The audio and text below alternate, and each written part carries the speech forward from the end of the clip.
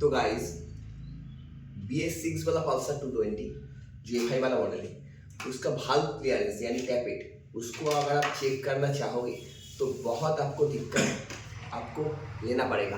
क्योंकि देखो कंपनी का इंजीनियर है, वो कितना घटिया इंजीनियर देखो। सबसे पहले आप तो TDC यानी टॉप डेट सेंटर, आप एक्चुअली कॉन्सेप्ट आपके बाहर है, क्योंकि इसका TDC दोनों पोजीशन पर आता है, एक कंप्रेशन TDC और एक एग्जॉस्ट TDC। तो आपको कैसे चेक करना है, टैपेट कंप्रेशन TDC पर, जिस पर दोनों भाग क्लोजिंग पोजीशन पर रहेगा और दोनों जो रॉकर आप फ्री रहेगा। तो आपको ये इंस्पेक्ट करने के लिए आपको टाइमिंग मार्क पर आपको मार्क करना पड़ेगा।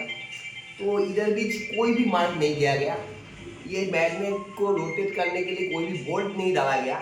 उसके बाद इसका जो डिज़ाइन है, इस पर आपका जो फिलर गेज आप डालोगे उसका पोजीशन भी घटिया कंडीशन पर है। आओ इधर दिखाओ।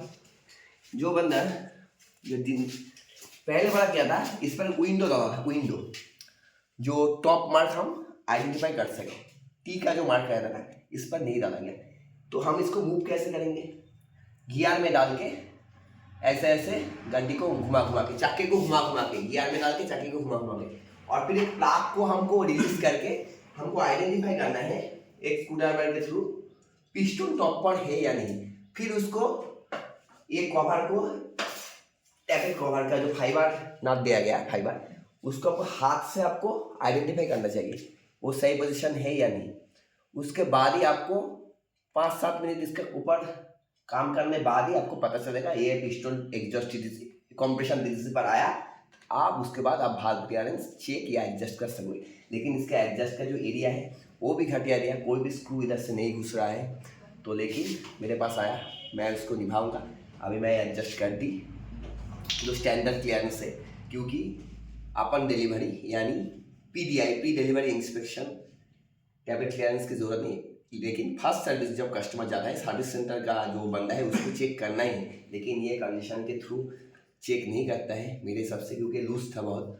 और दूसरा बात, इसका टेंशन है वो एक्चुअली क्या होता है, स्प्रिंग लोड उसको बढ़ाना पड़ता है। अदरवाइज मैं इस पर हाथ नहीं लगाऊंगा, क्योंकि ये अंडर वारंटी प्रोसेस पर है। मैं इस पर कुछ भी छेड़खानी नहीं करूँगा, क्योंकि टेंशनर का जो हम लोड बढ़ा सकते हैं, लेकिन हम बढ़ाएंगे तो चलेगा। लेकिन इसका फिर से अगर नॉइस पैदा होगा तो सर्विस सेंटर पर ले जाने के बाद वो बोलेगा इस पर हाथ डाला, लेकिन अंडर वारंटी वॉइड हो जाएगा।